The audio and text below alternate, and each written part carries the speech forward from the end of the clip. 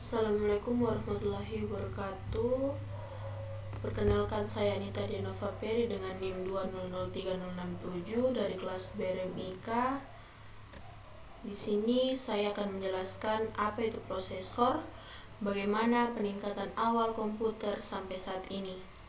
Pengertian prosesor adalah sebuah komponen IC yang dapat mengontrol sebuah proses yang berjalan pada sebuah sistem komputer dan dapat digunakan sebagai pusat atau otak dan dapat melakukan perhitungan dan menjelaskan tugas.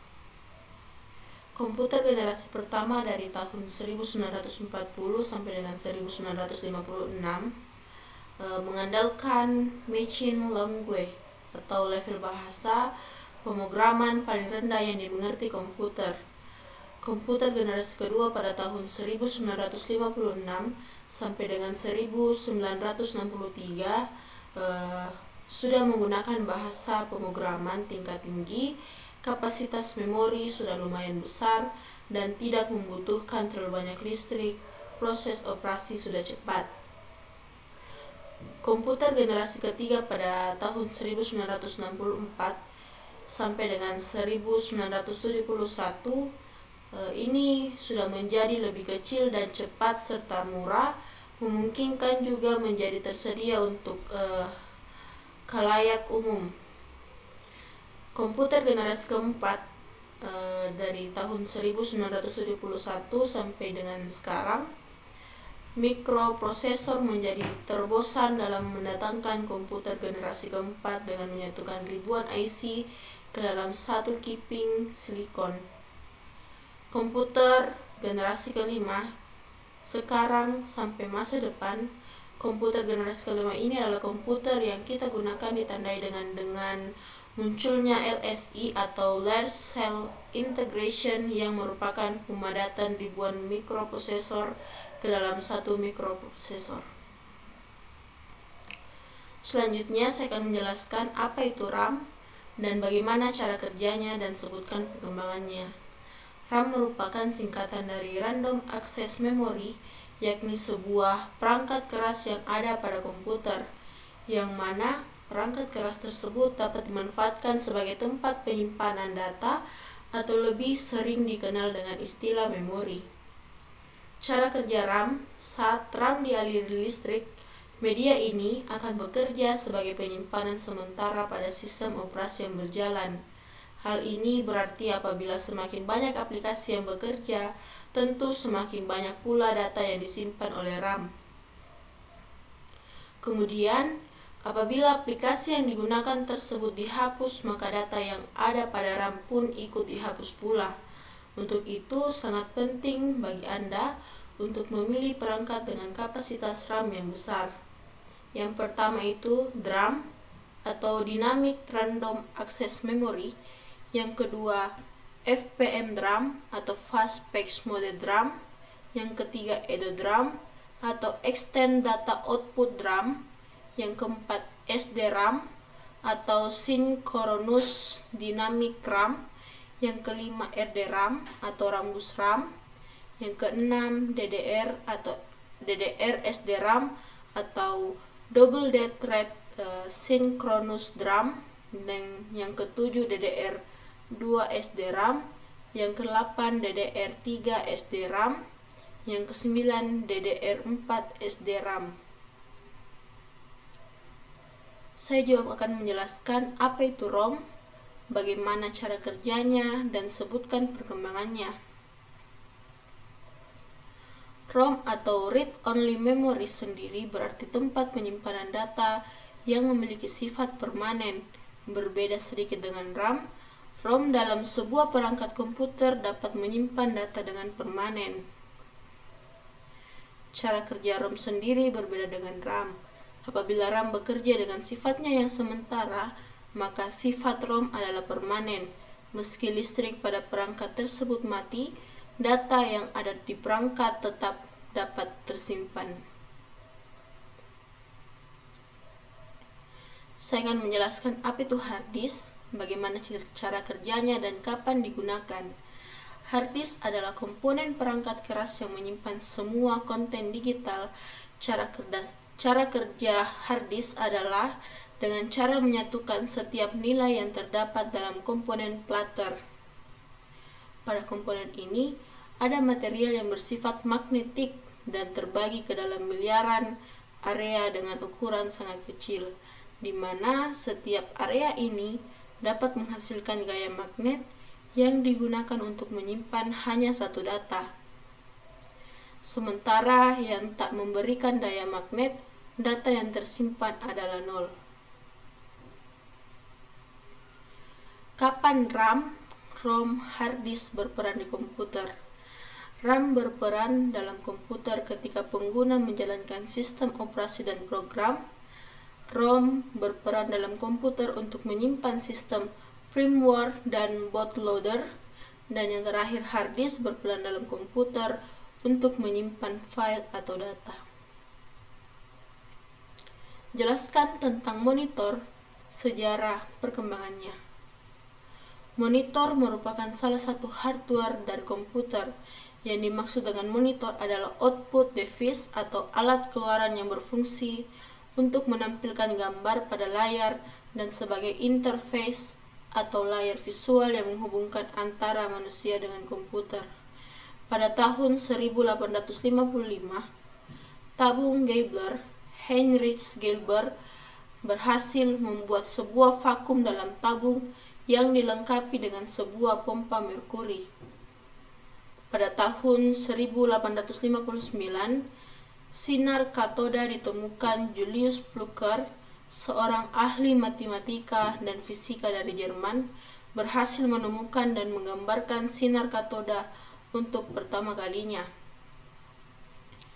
Pada tahun 1888, penemuan liquid kristal Friedrich Leinster, ahli kimia dari Australia, menemukan fenomena kristal cairan. Ia membuat eksperimen dengan sebuah bahan yang memiliki dua titik cair. Pada tahun 1897, tabung Brown, Carl Ferdinand Brown, mengembangkan tabung sinar katoda dengan memperkenalkan aplikasi pertama dengan menggunakan osiloskop.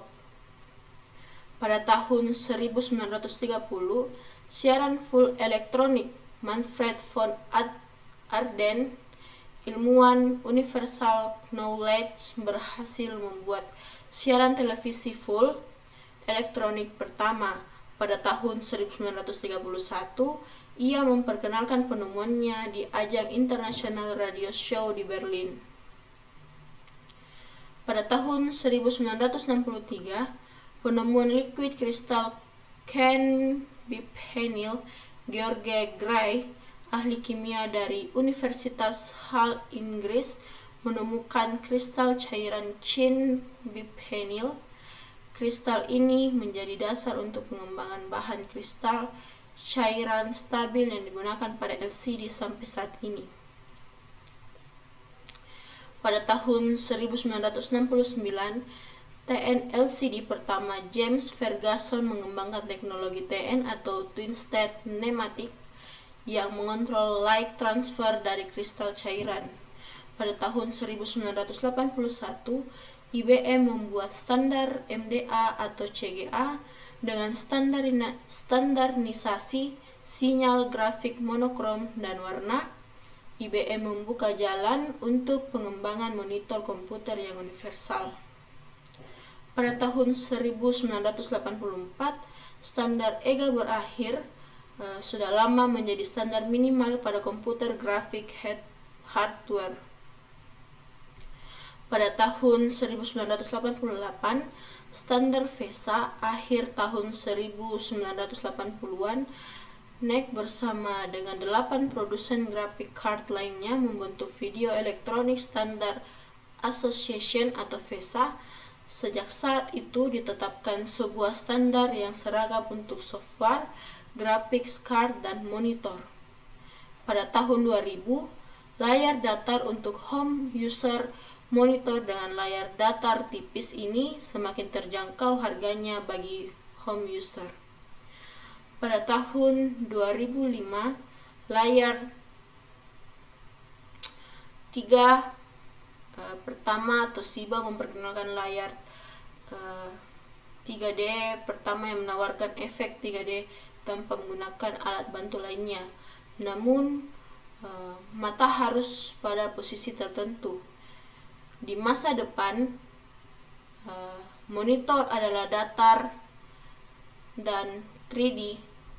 Perangkat CRT cepat atau lambat hanya digunakan untuk aplikasi khusus dan kemudian menghilang.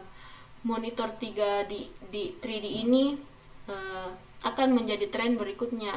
Nantinya tanpa kacamata pun tampilan 3D sudah dapat dinikmati dari semua sudut pandang mata.